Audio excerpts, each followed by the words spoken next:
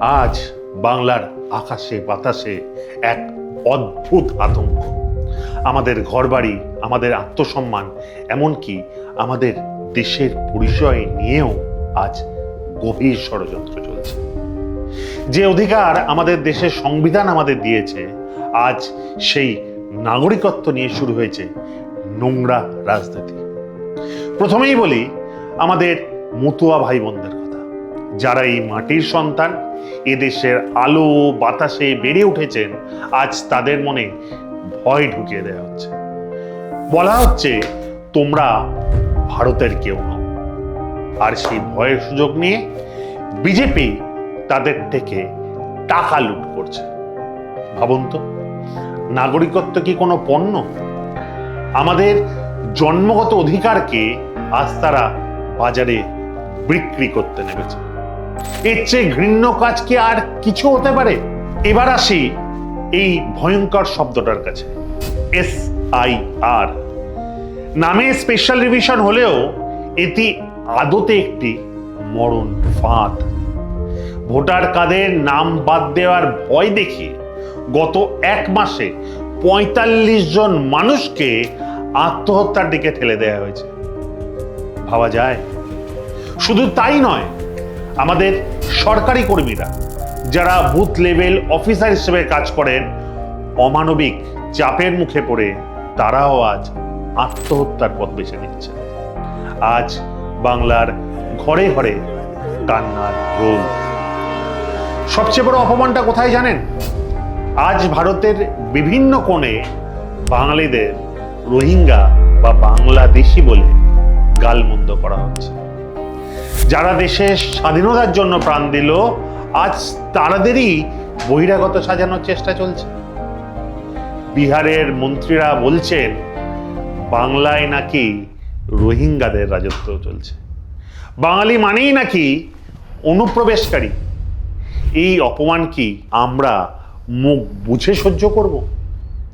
আমাদের নেতা সাংসদ অভিষেক বন্দ্যোপাধ্যায় তাই 5টি সোজা অথচ কড়া প্রশ্ন তুলেছে। প্রথম প্রশ্ন, যে ১,৩৬,০০,০০০ ভোটারের নাম নাকি ভুল আছে। এত লুকোচুরি কেন? তারা কেন সেই তালিকা জনসমক্ষে প্রকাশ করছে না? কেন শুধুমাত্র হোয়াটসঅ্যাপে বিভিন্ন চুপি চুপি তথ্য ছড়িয়ে দিয়ে মানুষকে বিভ্রান্ত করা হচ্ছে? কেন সাধারণ মানুষকে অন্ধকারে রেখে ভয় দেখানো হচ্ছে? সাংসদ দ্বিতীয় প্রশ্ন করেছেন, বাংলাকে কেন বারবার টার্গেট করা হচ্ছে? তামিলনাড়ু, গুজরাট বা যেখানে ভোটার কার্ড বাতিলের হার বাংলার থেকেও অনেক বেশি, সেইখানে কোনো মাইক্রো অবজারভার নেই, অথচ বাংলায় ৪,৫০০ অফিসারকে পাঠানো হলো। কারণটা কি? এটা বাংলাকে ভয় দেখানো নয়, বাংলাকে অসম্মান নয়। তৃতীয় প্রশ্ন, অনুপ্রবেশকারীর তালিকা কই? আপনারা তো মুখ ফুলিয়ে বলেছেন বাংলায় নাকি ১ কোটিরও বেশি অনুপ্রবেশকারী আছে। আমাদের নেতা অভিষেক বন্দ্যোপাধ্যায় বলছেন তালিকাটা কোথায়?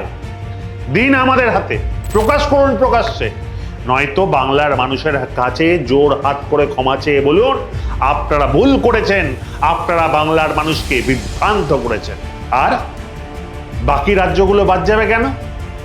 যদি অনুপ্রবেশ ঠেকানোই আপনাদের আসল উদ্দেশ্য হয়, তবে মেঘালয়, মিজোরাম, আসাম, যেগুলো সীমান্ত পার্শ্ববর্তী রাজ্য, সেইখানে SIR হচ্ছে না। শুধু বাংলার ওপর এত আক্রোশ কেন? কেন শুধু বাংলাতেই SIR হচ্ছে? আর আমাদের নেতা তার পঞ্চম প্রশ্নে বলেছেন BLO কর্মীদের কথা। তাদের প্রাণের দাম কে দেবে? SIR এর চাপের মুখে পড়ে যে কর্মীরা আত্মহত্যার পথ বেছে নিলেন, তাদের পরিবারের দায় কে নেবে? কমিশন কি এ দায় ঝেড়ে ফেলতে পারে?